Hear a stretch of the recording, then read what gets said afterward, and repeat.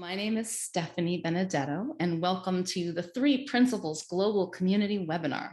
The Three Principles Global Community, or 3PGC, is a nonprofit organization committed to bringing an understanding of the three principles as introduced by Sydney Banks to people throughout the world. And today, our special guest is Marina Gala with What Does Trust Have to Do with It? As an exploration. I'm really excited to hear.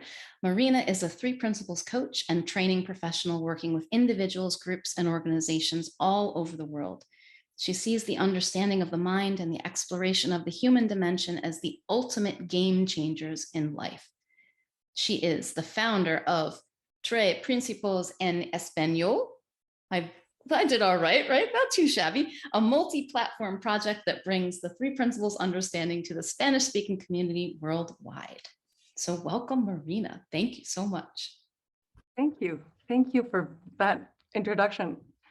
It's always weird when you hear someone else talk about you, but it feels funny. I don't know. But thank you. And thank you, everybody. Thank you for being here and for being willing to listen. It's always a surprise and it's always a pleasure.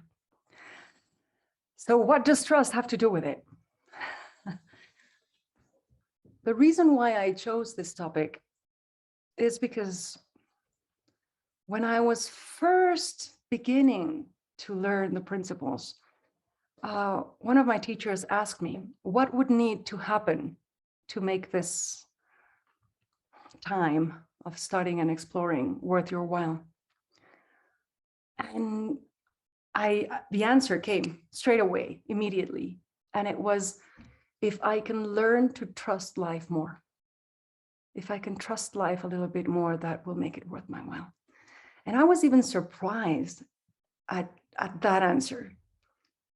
But upon reflection, what I started seeing was that it was true. I didn't trust life. I couldn't bring myself to trust life. I remember in different moments in my life, people saying, you just need to trust God and you just leave it all in his hands. And I remember thinking, how do you do that? How do you let everything go and put it in the hands of something you can't see, of something you've never known, of something that is completely impalpable and that you have no proof of, and giving the suffering that I had been through and the trauma that I had been to, something I could not trust, would not trust. And I remember talking to one therapist in particular and telling him, you give me something tangible where I can let go of things, where I can put things, and I will. I promise you I will. But give me something trustworthy, give me something tangible. And well, he didn't have anything. He didn't have anything to give me, so I didn't. And I kept carrying all my thinking, all my problems, and thinking that I was responsible for them and that I needed to figure them out somehow and I needed to solve them somehow. And the idea of trusting felt so liberating somewhere in the future, like the mere hope of it seemed liberating. But I didn't know how to go about it. I didn't know how to bring myself to trust life.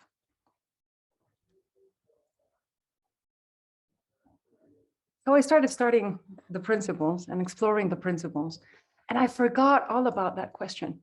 I didn't remember it for the longest time. And I just kept learning and learning and learning. Sorry about that, the dogs and the bell. There's not a lot I can do about it. There we go. So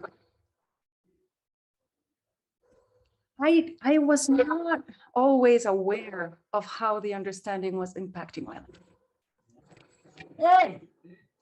I was not always aware of how the understanding, oh my God, was impacting my life. But at some point, I remember thinking, oh, it doesn't feel as heavy anymore. It doesn't feel like I have to solve things anymore. And so I remembered that first question all those years ago. And suddenly trust became a very interesting exploration for me. So I started paying attention in which areas of my life I was actually trusting more.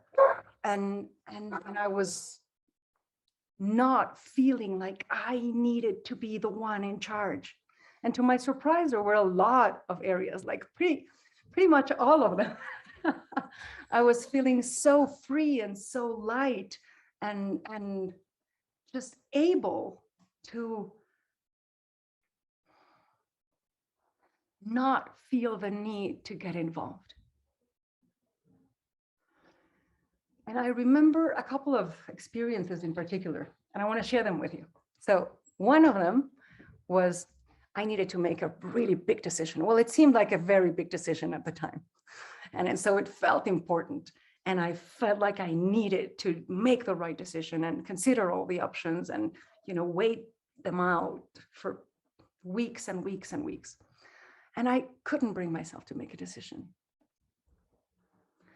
And that day I was having lunch with my children, and they were small. And the youngest one was trying to serve some water in a glass, so he held the pitcher up. And I really wanted to intervene and take the pitcher away from him and say, let me do it. But then the thought came into my mind, like you need to trust him at some point. Even if he goes wrong, you need to trust him at some point, because otherwise you will never learn to trust him and he will never learn to trust himself. And, if you keep doing it for him forever, it's never going to happen. And in that second, that conversation in my head was speaking about life too. And it was showing me that I didn't give life a chance to show me that it was taking care of things. I was never going to be able to see it. And so I decided to play and do an experiment. Even though it was a very important, very big decision, I said, okay, what if I don't make it? What will happen then?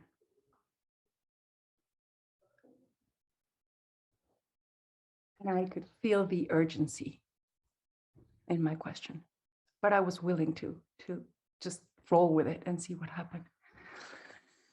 And so I avoided taking the decision and I allowed things to continue. And what happened was really interesting, because every day the information that I had around the situation changed. And according to the information that I was receiving, I could see my choice shifting from one to the other, but it kept changing as information kept coming. And in so many moments, it seemed like a good idea, like, oh, now I have all the information I need. I could choose this and know that I am doing the right choice. I am making the right choice. But then a couple of hours later, something would change and I would say, oh my God, it looks totally the opposite now. And so that helped me not make a choice and wait and wait and wait. What ended up happening in that particular situation was that I never had to choose. Life chose for me. And life seems to be a lot wiser than me. It seems to have been around for way longer than I have. And it chose perfectly. Even if at that time it didn't seem like it had chosen perfectly, I now recognize that it chose perfectly. Now, I have gone and repeated that experiment many, many times. And what has been really interesting has been noticing that sometimes life gets you to get away with not making a choice, but sometimes you have to make a choice. It kind of backs you up against the wall and you have to make a choice. But then you realize that, oh, well, if this is my deadline, if this is the moment where I need to make a choice, the information I have up until now is what will weigh the ultimate decision out. And I can trust that.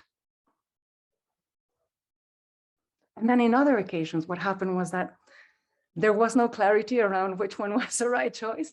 And the deadline was here. And then it was like, well, okay, then I guess it doesn't really matter. Whatever I choose will bring whatever it needs to bring. And they can both be perfectly okay.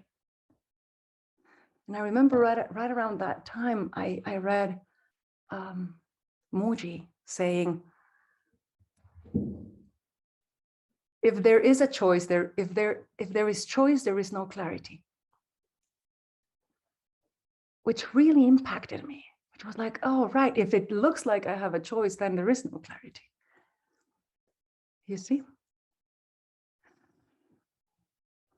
And so it has become really interesting for me to have the different tastes of trust and the different ways in which I can trust life, but also myself in my collaboration and my interaction with life.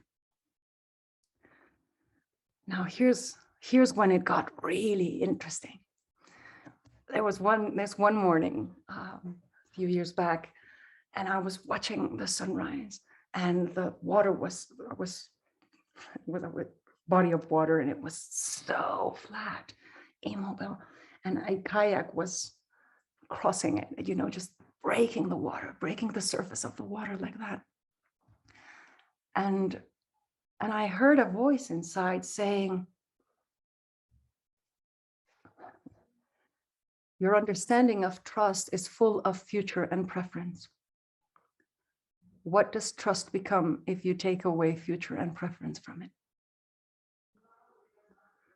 And I thought it was a really interesting question, because then I started seeing that, yes, the way we usually understand trust is full of future and preference, right? Like when we tell someone, I trust you, it's almost like I'm warning you, you know my preference, so you better do what I want you to do. And we are very good at trusting the light at the end of the tunnel and the calm after the storm, but we really suck at trusting the storm and the tunnel, which is what is happening right now. So what happens with trust, if we take away time and preference, we are left only with right now and what is going on right now and how we are experiencing right now. And the only option we have is to give ourselves completely and fully to this moment, knowing that we don't know. So again, the mystery, knowing that we may have no way of knowing. And if it is looking dark and stormy, we need to know that that is exactly what needs to be happening. And if there is no clarity, that is exactly what needs to be happening.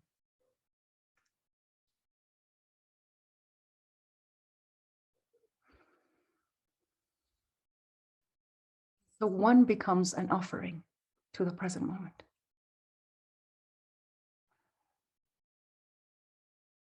In absolute faith.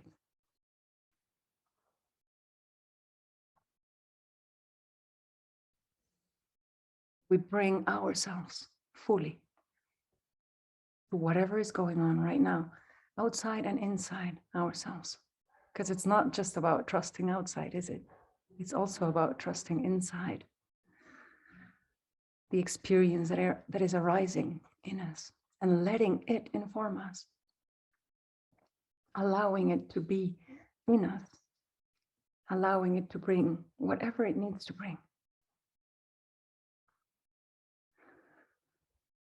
So I lived with that question for quite a few months, and I started seeing all these textures around it, all these possibilities around it. And what that did was that it started to dilute the separation between me and life, so that I did not need to learn to trust life or myself, or wisdom. It began to look like nature.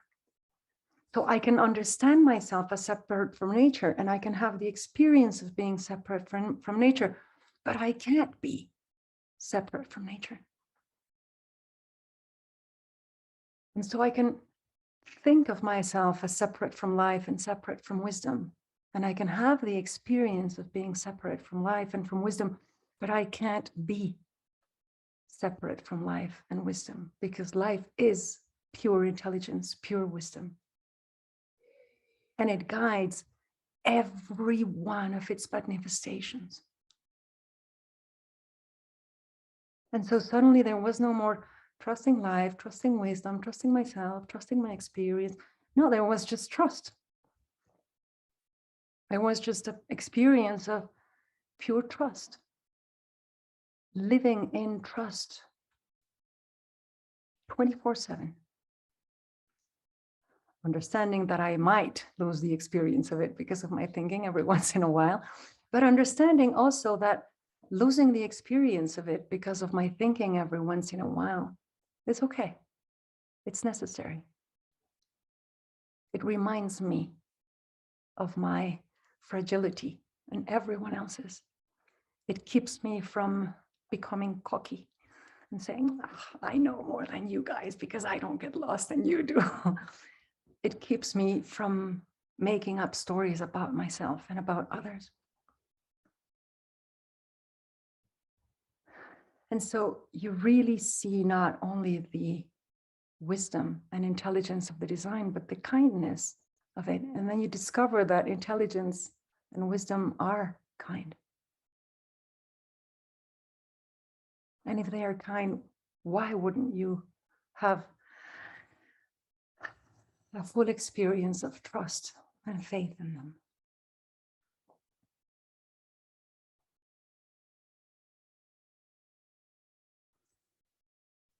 Now, interestingly, the experience of absolute trust and faith, what it has brought has been freedom.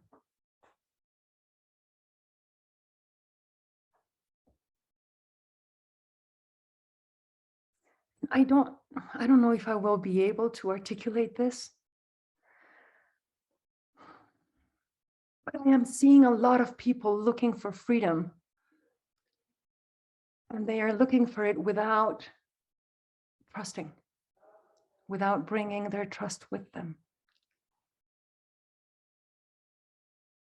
And it makes me think of Victor Hugo, who says, man is willing to do anything to be happy, except to let go of his suffering. So we want to enter happiness, but we want to bring our identity of suffering with us. It can't come with us. You see, we can't bring it. We cannot enter the experience of freedom if we don't bring trust. It's impossible.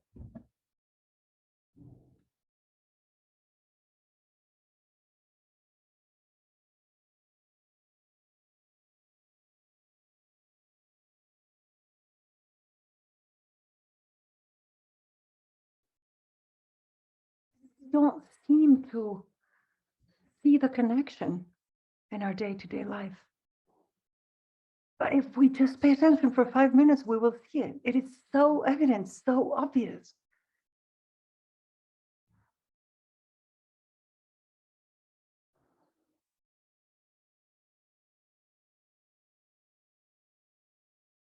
Freedom it has brought has a lot to do with not needing to figure it out, not needing to solve anything, not needing to intervene.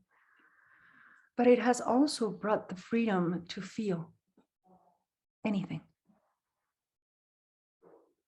When we are free to feel anything, we are truly free.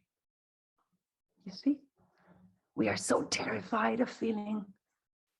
We want to manage our experience all the time. We want to reject suffering and doubt and insecurity.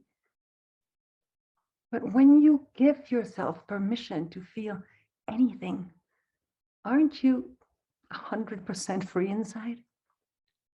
When you understand that every single one of those emotions is bringing valuable information about how you are navigating your psychological life. When you understand that every one of those emotions is pure intelligence wanting to guide you to your best possibility, why wouldn't you reject any of them? It doesn't make sense. And so you allow them all to come and you allow them all to give you information. And I want to be incredibly clear on this. The kind of information that emotions bring is not always rational. It is not intellectual. We cannot figure it out most of the time. But it does bring information. It brings information to the heart. It brings information to the soul. We don't need to understand it intellectually. We need to trust it. That's what we need.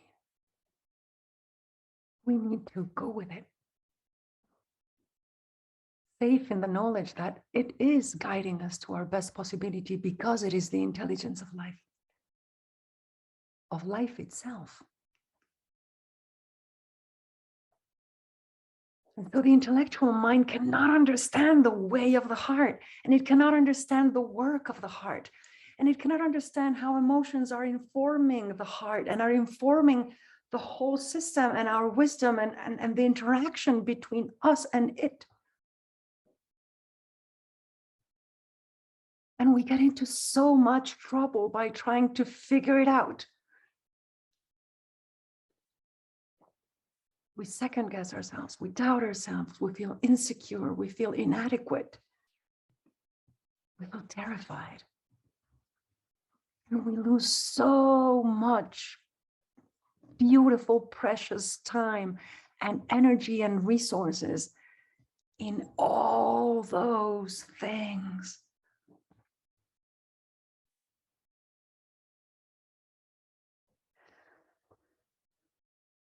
As a result of all this exploration, I feel less and less inclined to spend time in that kind of thinking. But I can allow it to happen in the back burner. I can allow it to happen in the background. It just doesn't stop me anymore. I go on with life. I do what I need to do. I take the next step that is clear. And I don't worry about that thinking.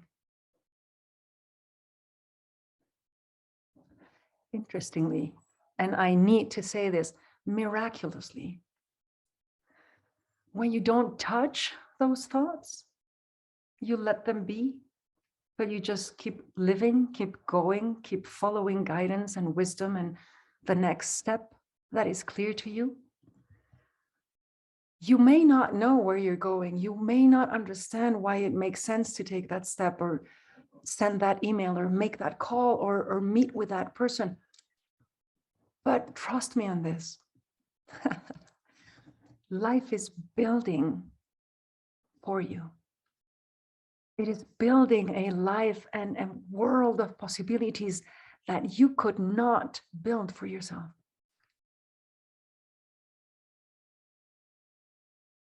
And then after 10 or 15 or 20 or 31 of those steps, you turn around and you see where you are and you cannot understand for the life of God how you got there.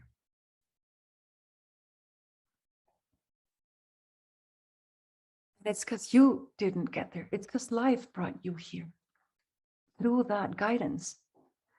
When you don't question that guidance, when you don't allow those thoughts to interfere with the guidance, when you don't put them at the same level of importance. There is divine guidance, perfect, beautifully intelligent, wise guidance, and then there is insecure thinking. They are not of the same value, you see? And we treat them as if they were.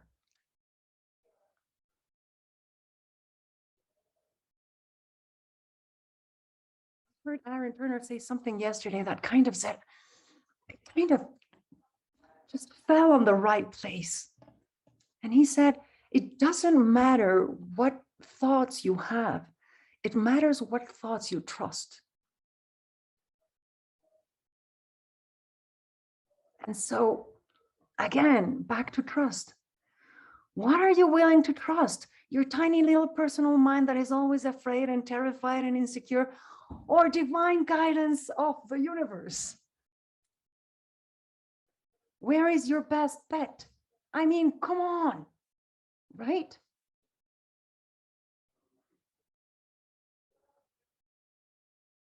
So trust has absolutely everything to do with our understanding, everything to do with our grounding. And I have heard so many people say, oh, the deeper you go into this understanding, the kinder you become. You know, wisdom is what? Wisdom is kind. Yes, it is. But oh my God, is it trustful?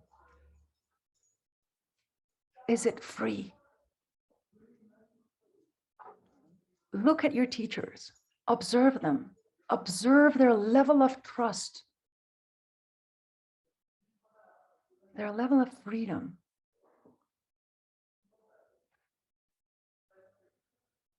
Their level of, oh, well, I guess that's what needed to happen. I don't know. Let's just take the next step.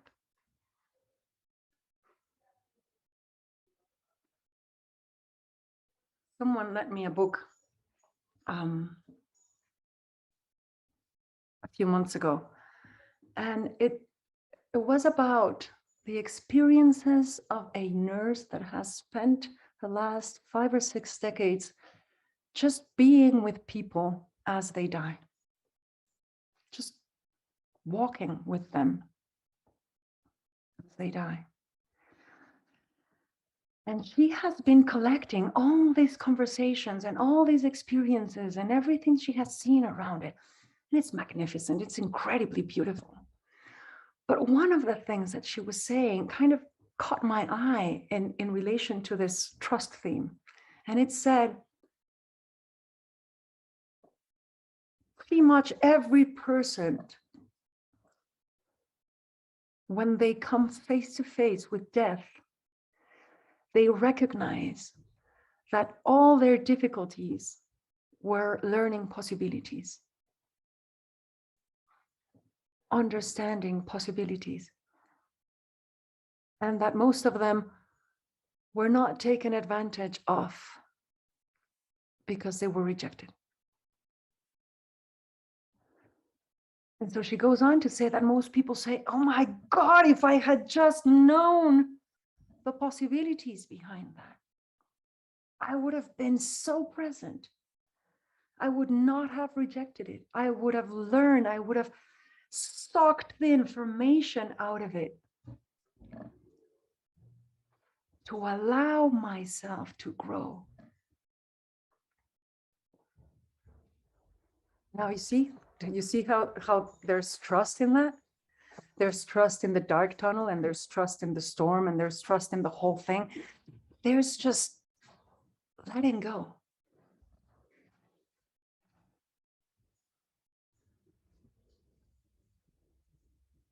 It's kind of paradoxical to think that there is absolute freedom in surrendering, in surrendering to guidance. But it is exactly that. Because then we don't need to figure life out with our tiny little human mind that has only a tiny little perspective of how many years, 40, 50, 60, oh my God, right? 40, 50, 60 years, and only from one point of view, which is I. Come on, that's not wisdom. That's peanuts.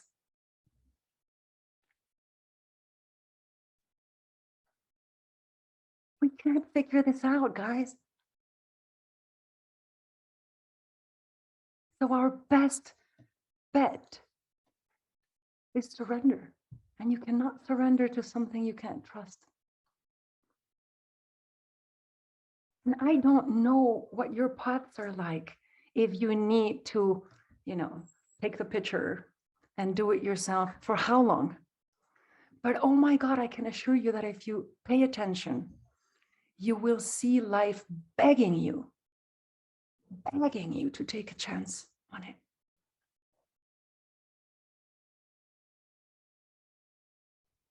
Trying to serve you, desperate to guide you, but respecting at every single moment your freedom to choose not to be guided, not to be relieved, not to be taken care of.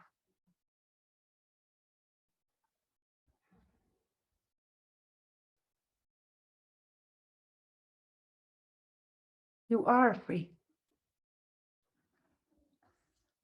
You see, so there's this huge intelligence, absolute wisdom, taking care of the universe, ruling the whole thing, wanting to guide you, but it trusts you to the point where it can say, well, if you choose another way, I will let you experience exactly that. I trust you that much. Anything you choose is allowed.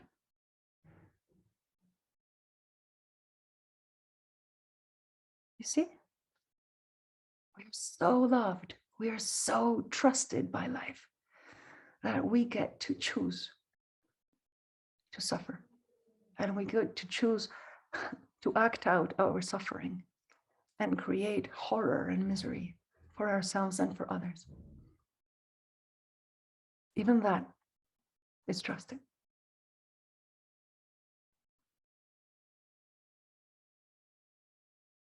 So the question becomes, how do you want to live? Given that you're being absolutely trusted by the universe, that the only thing it wants to do is serve you and carry you away in a river of wisdom and learning and bliss and experience, all sorts of experiences, good, bad, horrible, perfect, the richness of life. Or do you want to stay in your very small controlled corner and trust only that? Because I'm going to tell you something. If life is willing to let you choose, I am willing to let you choose too. I am not going to hunt you down and try to convince you.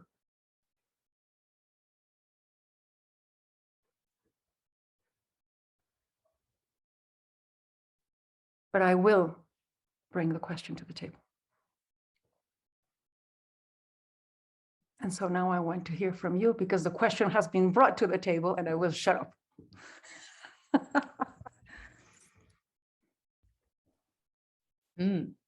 So it's over to you time now. If you can click the reactions button on the bottom of your screen and raise your hand, it will allow Marina to see you and we can call on you to ask or answer that question, what's coming up for you.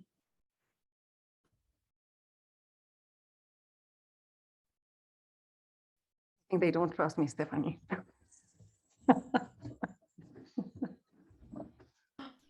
Oh, Caroline does. Hey, Caroline, good to see you. Hi. How are you? I am really well. How are you? I'm good. Marina, I heard that. That was beautiful. That was so, so beautiful. And like I really hear it, it's amazing how we trust in something, even though, like, I can look back at the past and trust in something, even though I didn't like the experience, It was horrible. I kept going back to it. Why did I do that? And then to just trust that outside of there, because it's like you said, we can't see this, can we? So, and I just love how you spoke about it. It was just so beautiful that I felt that, and I put my head down because I felt the love. I cried. It was so beautiful. I love what you touched there. It was just really fresh and wow. So yeah, I Thank just wanted to you. say thank you. And also no one else put their hand up, so I thought I'd start the ripple effect. So, but that's it now. I'm quite happy to be quiet, but no, thanks, Marina. We're trusting that would happen. Hey, Caroline. Yeah. And what Yeah. you're pointing to is, you see how at the beginning we started with, no, give me something that I can see and then I will trust. Yeah. And we go back to St. Thomas, right?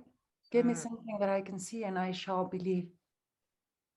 And it's actually the other way around. I mean, the whole picture thing is like, no, you need to believe so that that can happen. Yeah. I had like, because I'd already seen so much in the principles and different areas of my life. And I remember I was in Spain. I was with Liliana, Jack Pratsky, Gabriela Maldonado. They were doing a course. And I just literally, I was in the room and I was just feeling myself almost being like letting go, but then I pulled back. I kept pulling back the whole time. And I just really got caught up in my thought. And I thought, wow, do you know what it is? I said, I'm absolutely petrified to let go and trust in case I free fall and there's nobody there to catch me. And to trust in love and to trust in that. And I really saw that, really saw something fresh over those few days. And when I saw it and I free falled, Marina, my God, I cried for 2 days. I could not stop crying. I was relieved that I was okay. It had my back.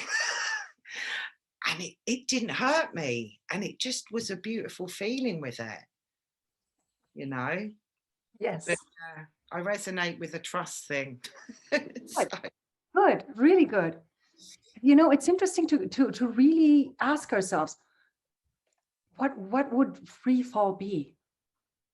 Like, what, if you trust and you let go, what if everything falls apart? Like what? How? yeah. No? Yeah. Yeah. Thank you for that, Caroline.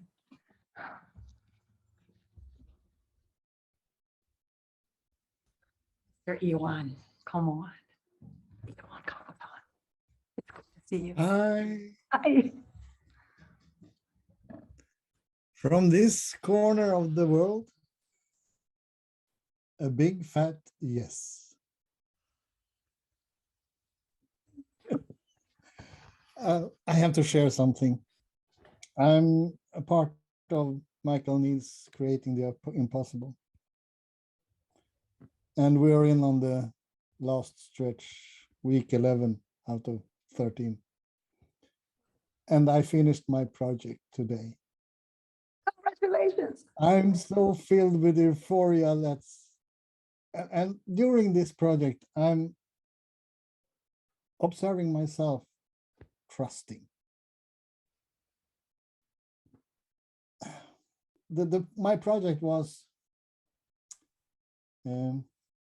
repairing my motorcycle. It broke down in the beginning of the project. It wasn't meant to be the project, but it turned out to be. I'm not the mechanic,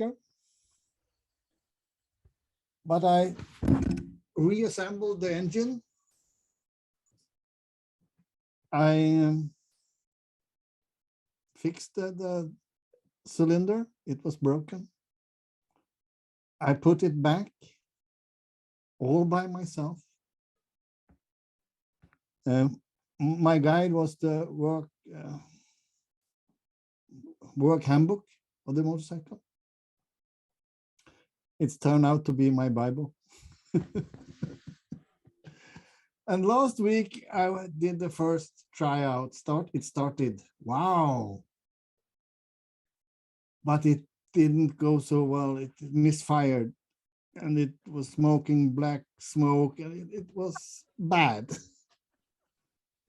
So, F word. I went home and I've been home working other things during the weekend. And today I went back with a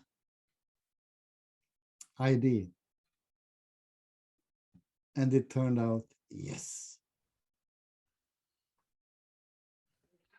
And I don't know where it came from. I don't You can know. trust the idea even though you don't know where it came from. You see the beauty Yes. of that? Oh my God, yes. So I did my first test run today and it worked so beautiful. It's a beast. You look stoked, but you also look blissed out. You want Yes, I am. I am. for you. Good for you. So yeah. And it's been like this for the last year or so.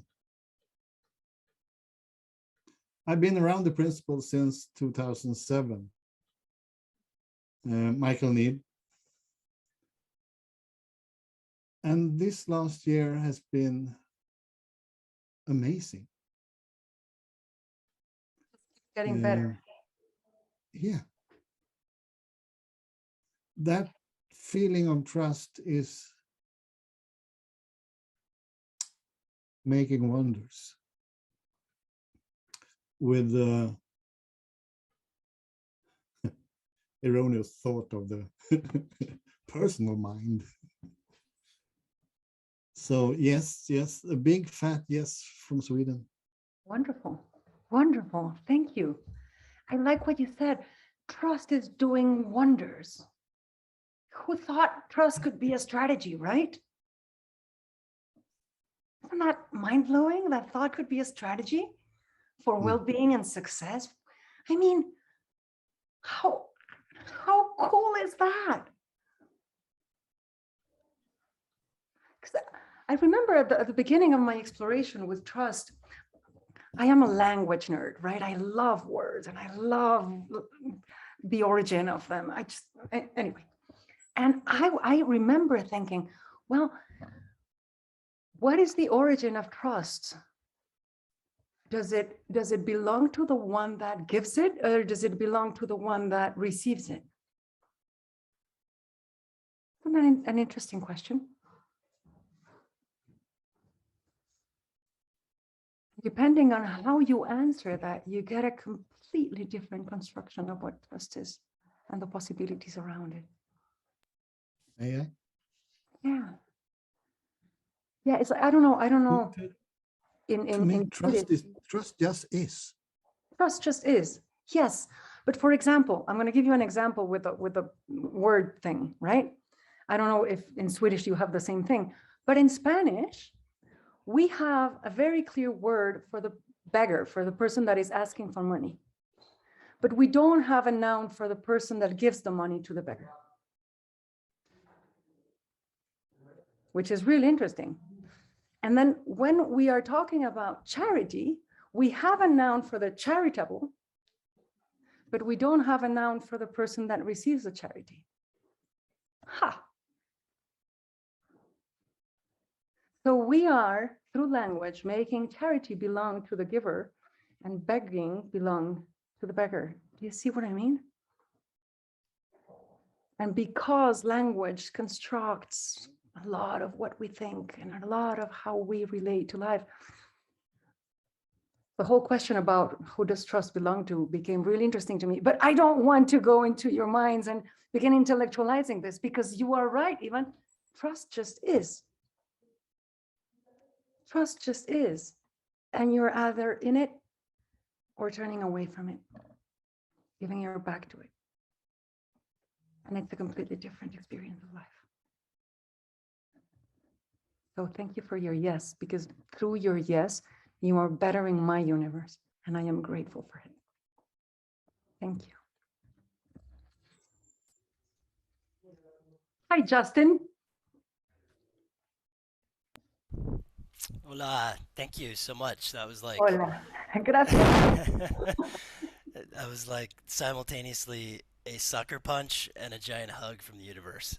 Somehow, Okay. yes, Yeah. totally scrambled my brain in a great way. Um, and yeah, just appreciated your take. I felt like I was listening to a spoken word artist. It was really cool.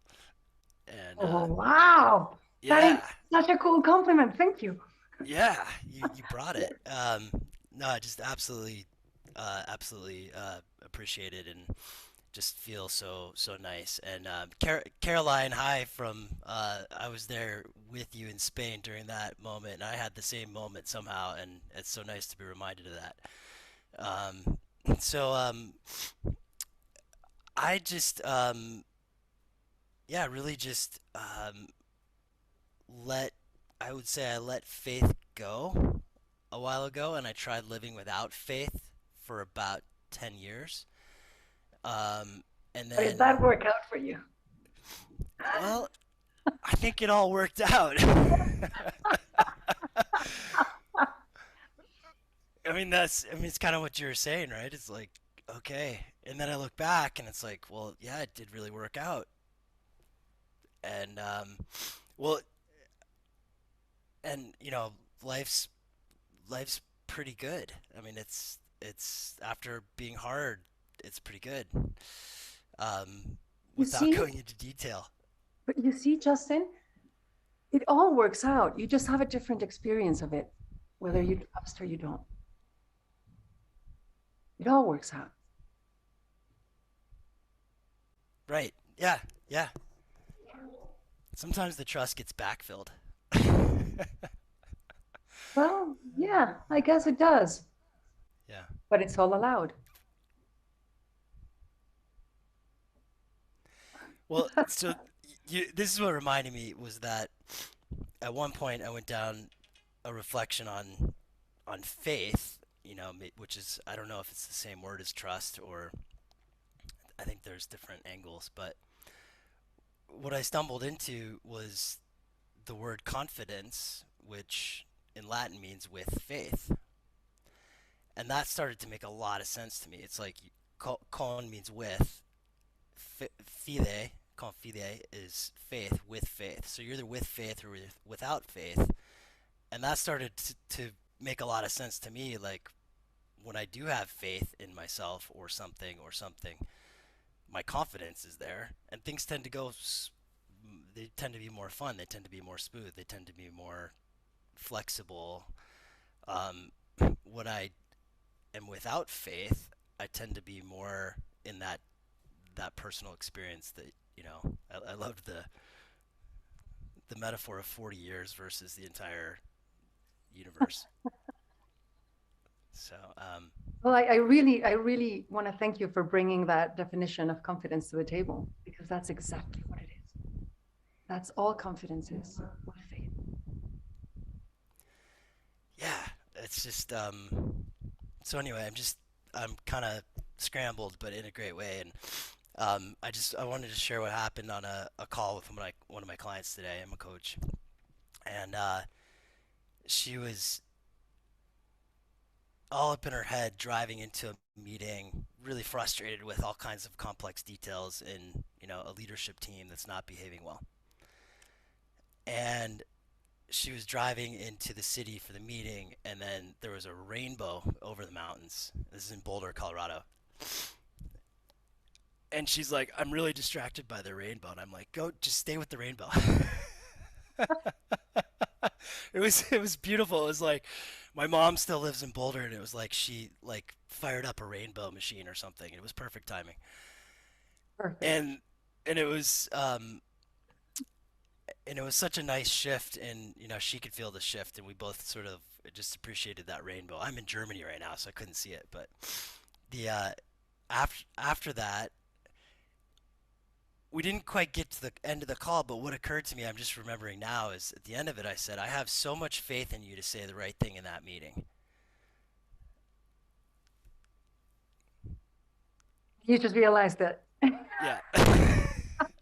That's what occurred to me at the end of that call, to sort Perfect. of like, yeah. Perfect.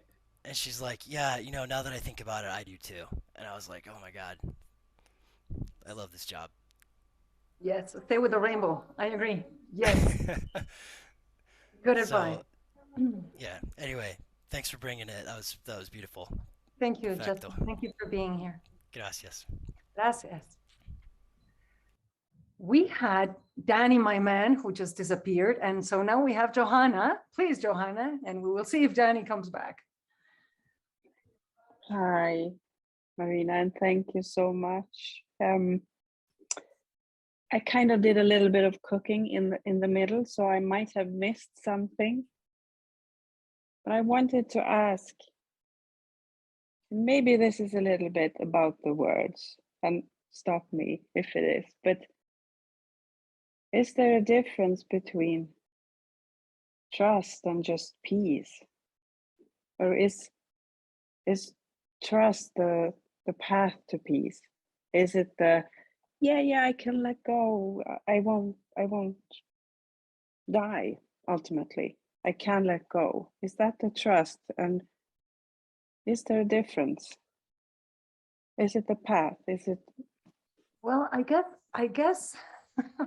I guess it all depends on whether you see it in time or as a pure experience. Because as a pure experience, they are synonyms. Yeah, all right, good. Because Trust, faith, presence, surrendering, yeah, all the same. yes, because I've had a journey with the word acceptance. I wrote something a year ago and I wrote acceptance and I couldn't understand what I meant. Because it was like, why accept? That kind of says that something is defined as intrinsically bad, and then I have to accept it and as if it exists, instead of, I don't know what other word to use, but it stood out from what I had written as something, all right, shoot, I have to live with this, whatever it was, and I will, so good for me. But trust would have been a better word, or just peace of mind, or I don't know. But Here's the thing, Johanna, what you're bringing is really interesting, because you are right. We very easily confuse acceptance with settling for something. Yeah. And it's not the same thing. Settling for something is, okay, well, I guess I'll have to live with it and I'll just do the best I can. And accepting something is entering agreement with what is, so that when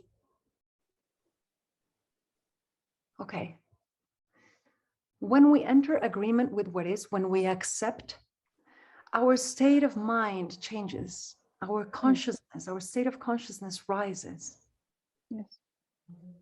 And when our state of consciousness rises, we can be informed differently. And so when I am not accepting reality, when I am at odds with reality, wisdom cannot inform me about reality. It can only inform me about my disagreement with it, because it needs to be solved so that it can inform me about reality. So let's take grief, for example.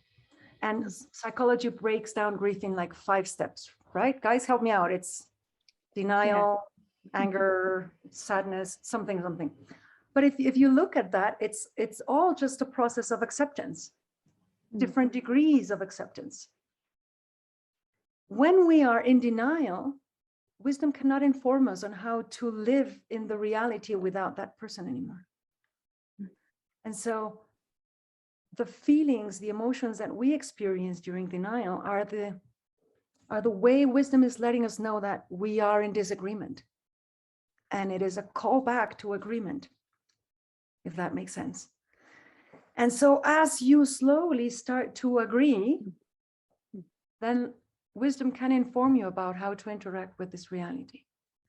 You see, when there is a hostage situation and they send in the expert negotiators, yes, if the person that is holding someone hostage thinks that's a good idea, it's because their state of mind and their state of consciousness is compromised.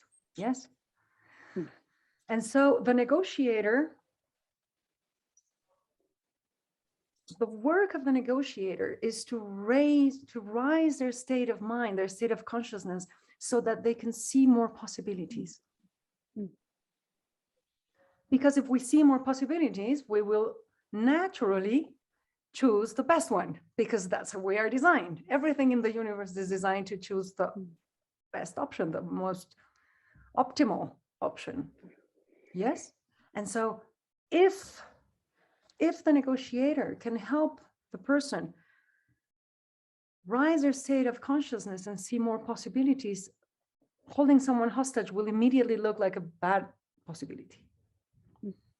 Yes. And this is what they do. You know how they raise their states of consciousness? They get them to agree. And so they tell it, because every time our mind agrees, it relaxes. And so they tell them, you are feeling alone, aren't you? Yes. And you are feeling that nobody understands you. Yes. And so this whole accepting thing relaxes the mind, and it allows us to enter better states of mind. So acceptance, again, is the best strategy possible, because then you enter agreement with reality, and then wisdom can inform you about how to deal with it. It is not, okay, acceptance, and then I do nothing about it. No, it is, oh, this is reality. Okay, what do I do about it? What can I do with it? And there is a huge difference, because in one of them, you are closing the possibilities, and in the other one, you are opening them up. You see what I mean? Yeah, I think I do. And I it's something around where peace of mind would be. It's still, it's not about the word actually, but it's my way of finding in me the small differences that I experience. So where acceptance and trust might be, I'm on that path, and sometimes I have peace of mind. That would be a little bit more of nothingness. Do you see what I mean and what I'm asking about? See what you mean. And what I would like you to leave with, Johanna, is acceptance brings peace of mind. Yes, exactly. So that's perfect for me. It was a little, just a hook in a thought, and now it's gone. So I'm happy. And thank you. This was beautiful, Marina. Wonderful. Thank you, Johanna. Thank you so much Thank you for sharing. Oh, beautiful. And we have come to the end of our time together. A huge thank you to Marina. I am committed to getting you off to your flight to see your father on time. I usually have time to stay and keep chatting, but today I really have to go. I really have to get to the airport and go meet my dad. But feel free to write me a message, and we will continue the conversation in any way we can. Okay?